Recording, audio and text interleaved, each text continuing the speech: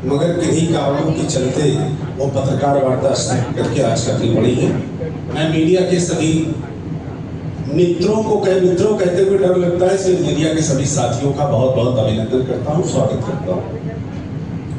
कुछ बहुत बहुत महत्वपूर्ण विषय है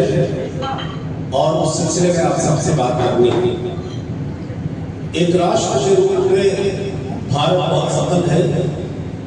और उस सफलता के पीछे जो मूल कारण है वो ये है कि आजादी के बाद देश में संस्थाएं खड़ी की और देश के निर्माण में और देश को चलाने के लिए पूर्ण रूप से कार्यपालिका, विधायिका, न्यायपालिका और मीडिया को भी उसका एक स्तंभ माना जाता है, उसको एक हिस्सा माना जाता है। लेकिन 2014 के बाद से जब से केंद्र में मोदी सरकार आई है, सबसे अधिक हमला अगर किसी चीज पर हुआ है तो वो सबसे अधिक संस्थाओं पर करने का प्रयास बेहद बेशर्मी के साथ केंद्र की सरकार कर रही है। हमें स्मरण है कि इसके पहले जब बिहार विधानसभा के चुनाव संपन्न हुए थे तो इसी जगह आप सब साथियों से बहुत ही विस्तार के साथ हम लोगों की बातचीत हुई थी और उस समय भी हम लोगों ने शंका जाहिर की थी कि बिहार के विधानसभा के चुनाव में इलेक्शन कमीशन के सहयोग से भारी SIR के माध्यम से वोटर कटौती करके चुनाव जीतने का काम किया गया है। और हाल फिलहाल में अभी बंगाल के चुनाव संपन्न हुए हैं और बंगाल के चुनाव में भी केंद्र की सरकार के इशारे पर देश के चुनाव आयोग ने फिर एक बार बेशर्मी दिखाई और उन्होंने 27 लाख मतदाताओं का वोट काटकर भारतीय जनता पार्टी की सरकार बनाने में सहयोग करने का काम किया। और सहयोग के बाद जिस तरह से सरकार बनी है, न केवल सरकार बनी है बल्कि प्रतिपक्ष को पूरी तरह से हाशिए पर डालने का काम बंगाल में केंद्र की सरकार, विशेष रूप से देश के गृह मंत्री के इशारे पर तृणमूल कांग्रेस के सांसदों को और 60 से अधिक विधायकों को तोड़ने का प्रयास किया गया, जिसमें उनको सफलता भी मिली। और इसमें मुख्य रूप से चुनाव आयोग, ED, इनकम टैक्स और दूसरी संस्थाओं का इस्तेमाल किया गया। हम समझते हैं कि लोकतंत्र पर यह बुनियादी हमला है। लोकतंत्र में जनादेश ही सब कुछ होता है, लेकिन जनादेश को मैनिपुलेट करने का काम केंद्र की सरकार के इशारे पर देश की संस्थाएं कर रही हैं। अभी हाल फिलहाल में उत्तर प्रदेश विधानसभा का चुनाव संपन्न होगा। उत्तर प्रदेश विधानसभा के साथ साथ पंजाब में,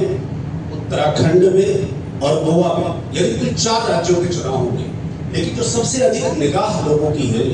वो उत्तर प्रदेश के विधानसभा के चुनाव पर है। और उसका मुख्य कारण ये है कि 80 यहाँ का लोकसभा के सांसद चुन के जाते हैं, देश में सबसे अधिक, और 403 विधानसभा की सीटें हैं।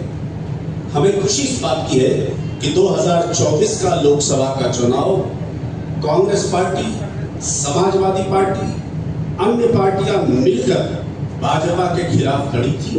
और जब नारा दिया जा रहा था कि 370 पार, 400 पार, तो इसी उत्तर प्रदेश की महान जनता के आशीर्वाद से इंडिया गठबंधन 43 सीटें जीतने में सफल रहा। और हम विशेष रूप से अयोध्या की महान जनता को, प्रयागराज की महान जनता को और बनारस की भी जनता को इस बात के लिए धन्यवाद करते हैं कि अयोध्या में और प्रयागराज में तो हम सफल रहे, यानी इंडिया गठबंधन के प्रत्याशी जीते, और बनारस में भी देश के प्रधानमंत्री जी को मात्र 1.5 लाख से कुछ अधिक वोटों से जीत प्राप्त हुई। कई राउंड वो हमारे प्रदेश कांग्रेस कमेटी के सम्मानित अध्यक्ष श्री अजय राय जी से पीछे भी चले थे।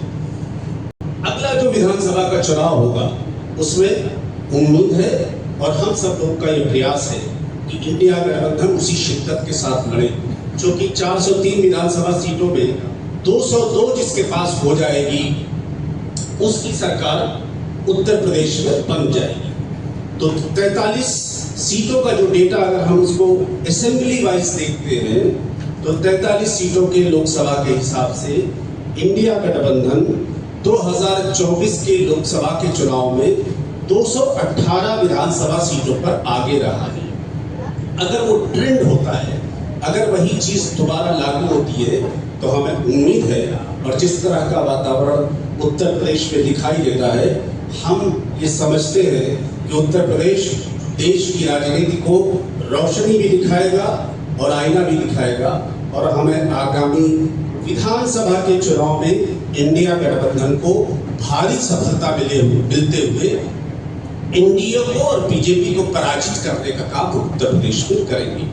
जो पूरे कांग्रेस के लिए बेहद महत्वपूर्ण